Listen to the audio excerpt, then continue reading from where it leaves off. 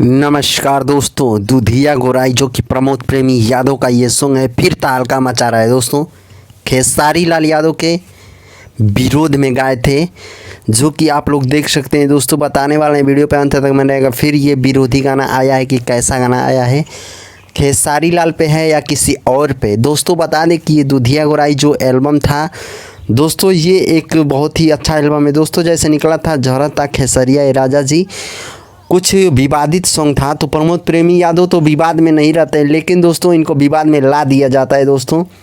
और खेसारी लाल यादव तो समझते हैं कैसे स्टार हैं, ट्रेंडिंग स्टार, इनका टक्कर कोई नहीं कर सकता है दोस्तों। लेकिन इनके आवाज़ में कभी कभी गा देते हैं झरता खेसरिया ए राजा जी, जो कि चैता सॉन्ग है। तो आप लोग समझ सकते हैं विवाद बनाने के लिए दोस्तों बहुत ही अलग अलग कंट्रोवर्सी किया जाता है।